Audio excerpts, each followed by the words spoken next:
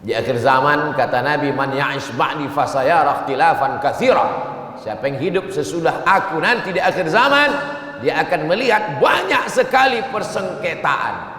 Lalu yang selamat siapa? Alaikum bisunnati, berpeganglah kamu kepada sunnahku, wa sunnatil khulafa'ir rasyidin, dan sunnah khulafa' ar-rasyidin al-mahdiyin. Mereka mendapat hidayah min ba'di, sesudah aku mati. Abdu 'alaiha bin nawajiz, gigit pakai gigi geraham. Jangan pegang dengan tangan, akan terlepas. Gigit pakai gigi geraham. Wa in qutti'ta, walaupun kau dipotong-potong. Wa in hurriqta, walaupun kau dibakar, melepas kulit dagingmu dari tulang, kau tetap akan menolong kebenaran. Assalamualaikum warahmatullahi wabarakatuh. Saya berada di asrama Ma'had Az-Zahra, 4 lantai 36 kamar. Ada tak ada kita, asrama ini tetap jadi, anak-anak tetap menghafal Quran di sini, tetap jadi orang, tetap menjadikan amal jariah mengalir. Kita hanya sekedar menumpang tuah, mengambil berkah. Mari kita selesaikan bangunan ini melalui transfer ke BSI nomor rekening 76777772227 atas nama Pendidikan Hajah Rohana, almarhumah mak saya. Nomor admin jangan lupa kontak ke nomor 0811 6650 026. Berkah selalu. Assalamualaikum warahmatullahi wabarakatuh.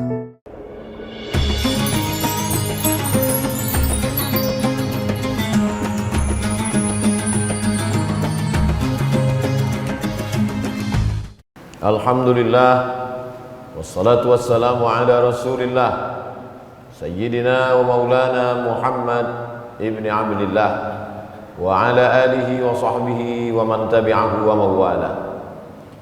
Ashhadu an la ilaha illallah wahdahu la syarika lah, wa ashhadu anna sayyidana Muhammadan abduhu wa rasuluh la nabiyya ba'da. Allahumma salli ala sayyidina Muhammadin an-nabiyil ummi wa ala alihi wa sahbihi wa barik wa sallim. Qala Allah ta'ala fil Qur'anil 'azim wa huwa asdaqul qailin. A'udzu billahi minasy syaithanir rajim. Ya ayyuhalladzina amanu taqullaha haqqa tuqatih wa la tamutunna illa wa antum muslimun. Wa qala ta'ala fi ayatin ukhra, ya ayyuhalladzina amanu taqullaha wa qulu qawlan sadida yuslih lakum a'malakum wa yaghfir lakum dhunubakum wa man yuti'illaha wa rasulahu faqad faza fawzan 'azima. Ibadallah, usikum wa nafsi bi taqwallah wa ta'atihi faqad fazal muttaqun. Hadirin jamaah Jumat yang dimuliakan Allah Subhanahu wa taala. Ada seorang laki-laki, beberapa saksi menyatakan bahwa dia menganut ateis. A tidak, T Tuhan, is keyakinan. Keyakinan yang menyatakan tidak ada Tuhan. Dia sebenarnya ateis. Namanya Theodor Herzl. Dia berkeinginan membuat sebuah negara. Maka dia pun mempelajari mitos yang ada dalam agama nenek moyangnya. Akhirnya setelah dia pelajari, dia pun membuat sebuah gerakan. Gerakan itu diambil dari nama salah satu bukit yang dimuliakan nenek moyangnya, bernama Bukit Zion. Gerakan itu disebut gerakan Zionis. Lalu kemudian dalam keyakinan nenek moyangnya, mereka menunggu Mesias yang akan datang di akhir zaman, yang akan membebaskan mereka dari perbudakan. Dan Mesias itu akan datang kalau cukup 5 syarat. Maka dia pun mempersiapkan syarat-syarat itu. Walaupun dia tidak meyakini sama sekali, karena dia ateis, tidak bertuhan, tapi dia kelola keyakinan ini dengan baik. Karena kalau dia kelola dengan baik, dia tahu dia akan bisa membuat sebuah negara dengan gerakan ini. Yang pertama, Bagaimana supaya Mesias itu datang? Maka semua Yahudi yang ada di dunia mesti kembali ke Palestina. Akhirnya mereka pun meminta kepada Sultan Abdul Hamid, Kesultanan Turki. Bagaimana Sultan Abdul Hamid? Kami berikan beratus keping emas, tolong berikan Palestina itu ke kami. Sultan Abdul Hamid tidak mau. Kata Sultan Abdul Hamid, yang membebaskannya dulu Umar bin Khattab, yang membebaskannya dulu adalah Salahuddin Al-Ayyubi. Aku tidak mau menjualnya dengan emas. Lalu gerakan ini sakit hati, dan mereka berhasil menumbangkan Turki Utsmani pada tahun 1924. Setelah hancur pelindung Palestina yang terkuat, akhirnya Palestina di bawah jajahan Inggris. Mereka berhasil melobi penjajah laknatullah alaihim bernama Inggris. Gara-gara Inggris lah kita berpisah kerajaan-kerajaan Melayu yang ada di Semenanjung dan yang ada di seberang Sumatera dan Kalimantan. Mereka dengan kapal lautnya membelah bahtera sampai ke Nusantara, mengambil hasil alam kita, mengadu domba kita. Yang menjajah Indonesia Belanda, yang menjajah Malaysia, Brunei Darussalam, Singapura adalah Inggris. Yang menjajah Libya adalah Itali, Mussolini namanya.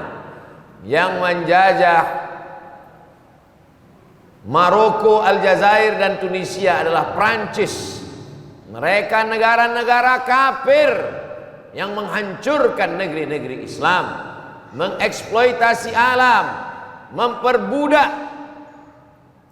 Lalu kemudian dosa terbesar Inggris adalah memberikan Palestina kepada Zionis. Maka sejak tahun 1946, 20 tahun, maka ada teori yang menyebut teori 20 tahun. Teori 20 tahun terjadi di beberapa negeri. Pada tahun 1948, revolusi musuh komunis gagal. 1948 mereka lanjutkan 1966. Teori 20 tahun selalu berulang. 1924 mereka berhasil menggulingkan Turki Utsmani. 1946 mereka berhasil merebut Palestina melalui tangan Inggris. Lalu kemudian mereka pun berduyun-duyun datang ke Palestina. Awalnya sebagai suaka politik, mengaku tertindas, disembelih oleh Hitler Nazi di Jerman. Pada akhirnya mereka mendapatkan belas kasih manusia. Dan yang paling menerima mereka di dunia adalah orang Palestina. Apa yang terjadi? Mereka membalas kebaikan orang Palestina dengan penjajahan. 1946 mereka diterima, 1948 mereka mulai menjajah. Dan hari ini mereka berkumpul 5 juta orang Yahudi sudah berkumpul di Palestina. Bahkan di dalam Google Map tidak ada lagi nama Palestina, yang ada tinggal nama Israel. Langkah pertama berhasil. Langkah pertama, kumpulkanlah orang-orang Yahudi dari seluruh dunia di Palestina. Apa langkah kedua? Langkah kedua, hancurkan Babel. Karena Raja Babel dulu yang memperbudak Yahudi. Raja Babel itu bernama Nebukadnezar. Babel itu sekarang adalah Irak. Maka siapapun penguasa mereka selalu menghantam Irak. Seluruh presiden-presiden Amerika ketika dia berkuasa, yang pertama kali dihantam adalah Irak. Kenapa Irak? Dulu katanya ada senjata pemusnah massal, maka Saddam Hussein harus digantung. Setelah digantung meninggal. Ternyata pemusnah massal tak pernah tampak sampai hari ini. Apa sebenarnya yang terjadi? Maka kata Syekh Profesor Dr. Fargallah dari Al-Azhar Kairo Mesir, salah satu alasan mereka selalu menghantam Irak karena sakit hati Yahudi. Nenek moyang mereka dibantai oleh raja Irak. Maka menurut keyakinan mitos mereka, ada satu ilmu namanya ilmu mitologi. Ilmu mitologi mengkaji tentang mitos-mitos agama Yahudi, bahwa mereka meyakini kalau mau Mesias datang, maka seranglah Irak. Irak sudah hancur berkeping, umat Islam tercerai-berai, dipecah dengan Sunni dan Syiah dan lain sebagainya. Dua langkah sudah. Langkah mengembalikan Yahudi ke Palestina sudah. Langkah menghancurkan Irak sudah. Langkah yang ketiga, memperbanyak menanam pohon gharqad. La tuqatilunnal yahud, la taqtulunnal yahud. Kata Nabi sallallahu alaihi wasallam, kamu nanti di akhir zaman akan membunuh orang Yahudi. Dan semua akan berpihak kepada kamu. Sampai-sampai batu akan berkata, ya Abdullah, ya Muslim, hadza Yahudi khalfi faqtulhu. Wahai Muslim, wahai hamba Allah, ini di belakangku ada satu orang Yahudi bersembunyi, bunuh dia. Sedangkan batu saja berbicara, apalagi manusia. Semua membenci Yahudi. Tapi ada satu pohon mereka, kata Nabi, pohon mereka tidak akan melawan, pohon mereka akan membela Yahudi. 14 abad yang lalu Nabi sudah berkata, pohon itu bernama pohon gharqad. Dan hari ini mereka menanam pohon gharqad sebanyak-banyak, ratusan jutaan ribu pohon gharqad ditanam di Palestina. Karena menurut keyakinan mereka, dengan ditanamnya pohon itu, maka akan turunlah Mesias yang mereka nanti-nantikan di akhir zaman. 3 langkah sudah dilakukan. Berikutnya langkah yang keempat. Apa langkah yang keempat? Inilah sekarang yang sedang mereka lakukan. Langkah yang keempat, bunuhlah anak-anak Palestina. Semakin banyak anak-anak yang mati, semakin banyak darah yang mengalir, semakin banyak korban, itu akan mengundang semakin cepat turunnya Mesias. Orang yang tidak mengerti membingungkan. Di mana-mana yang namanya rumah sakit, dokter, wartawan tidak boleh dibunuh. Kesepakatan PBB, Perjanjian Jenewa, insan pers, insan medis, anak-anak bukan objek perang. Kenapa rumah sakit dibantai? Karena di rumah sakit paling banyak anak-anak yang baru lahir. Kenapa anak-anak dibunuh? Ajaran apa di dunia ini yang membolehkan membunuh anak-anak?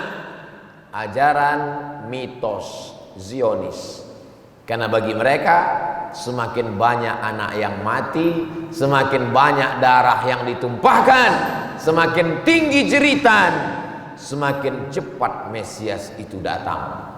Langkah 4 sudah dilaksanakan. Langkah yang terakhir, apa lagi yang mesti dilakukan? Langkah yang terakhir sedang dalam proses dan akan mereka laksanakan. Di sekeliling Masjidil Aqsa digali lobang-lobang terowongan. Supaya apa? Supaya Masjidil Aqsa ambruk, tumbang, jatuh ke bawah. Setelah jatuh, mereka pun akan membangun the temple of King Solomon, kuil Solomon. Karena menurut mereka syarat yang terakhir supaya Mesias turun, maka bangunlah kuil Solomon, nanti dia akan turun. Gambarnya, arsitekturnya sudah lengkap, bukunya sudah, dan mereka sedang menanti-nantikan itu. Rakyatnya percaya, semua percaya, padahal itu dibangun atas mitos. Siapa yang mengungkap itu? Bukan orang Islam, namanya Roger Jaroudi dari Paris, Prancis. Dia seorang ateis, komunis. Allah membuka hati dan pikirannya, dia menjadi muslim, masuk Islam. Lalu dia tulis buku Israel membangun negara berdasarkan mitos. Pemerintah Prancis menangkapnya dan menjebloskannya ke penjara atas bisikan Israel. Begitulah al-kufru millatun wahidah. Orang kafir seragam serentak, berbeda bahasa agamanya, berbeda, tapi ketika menghantam Islam, cerita lama berulang kembali. Bukankah pada zaman Nabi mereka berkoalisi dengan Yahudi, munafik, musyrik? Perang itu disebut dengan perang Ahzab. Ahzab, koalisi partai-partai, partai kafir, partai munafik, partai Yahudi berkumpul. Akhir zaman adalah masa penyaringan, fit and proper test, terang benderang di mata bahwa Israel salah, tapi tetap ada yang membela. Manusia yang tidak belajar sejarah bingung, ada apa ini? Orang yang belajar hadis-hadis Nabi, dia tahu ini memang masa penyaringan. Di akhir zaman Allah mau menunjukkan mana pengikut kebenaran, mana yang berpihak kepada kebatilan, terang seterang matahari di tengah panas terik. Tinggal lagi kita menyampaikan ke anak-anak kita, ke anak muda kita, kepada pemimpin yang takut kepada Allah Subhanahu wa ta'ala. Kalau punya kekuasaan, pakai kekuasaan menolong Palestina. Tidak punya kekuasaan, suarakan melalui postingan-postingan. Di ban 1 account, buat 1000 account. Dihancurkan 1 simbol, buat 1.000.000 simbol. Karena kita memerlukan keberpihakan di akhir zaman. Tidak sanggup datang berperang, bantu dengan ekonomi, donasi melalui saluran yang resmi, dompet duafa, badan amil zakat nasional, dilepas oleh presiden. Negara yang mengirimkan bantuan dari umat akan sampai kepada umat Nabi Muhammad sallallahu alaihi wasallam. Bila ada tablik akbar, datang bawa anak, keluarga, sahabat, jiran, tetangga, bangkitkan kesadaran umat. Mereka membangun negara berdasarkan mitos, bohong, dongeng. Kenapa kita yang punya kebenaran tidak memperjuangkan? Ternyata mitos pun kalau diyakini bisa terwujud. Kenapa kebenaran diinjak-injak? Mitos, bohong, dongeng kalau diperjuangkan menjadi kenyataan. Kenapa kebenaran tidak terwujud menjadi kenyataan? Karena kita tidak percaya. Di akhir zaman kata Nabi, man ya'ish ba'di fasayara ikhtilafan katsira. Siapa yang hidup sesudah aku nanti di akhir zaman, dia akan melihat banyak sekali persengketaan. Lalu yang selamat siapa? Alaikum bisunnati, berpeganglah kamu kepada sunnahku, wa sunnatil khulafa'ir rasyidin, dan sunnah khulafa' ar-rasyidin al-mahdiin. Mereka mendapat hidayah min ba'di, sesudah aku mati. Abdu 'alaiha bin nawajiz, gigit pakai gigi geraham. Jangan pegang dengan tangan, akan terlepas. Gigit pakai gigi geraham. Wa in qutti'ta, walaupun kau dipotong-potong. Wa in hurriqta, walaupun kau dibakar, melepas kulit dagingmu dari tulang. kau tetap akan menolong kebenaran. Barakallahu li wa lakum fil Qur'anil azim wa nafa'ani wa iyyakum bima fihi minal ayati wa dzikril hakim wa taqabbala minni wa minkum tilawatahu innahu huwal ghafurur rahim.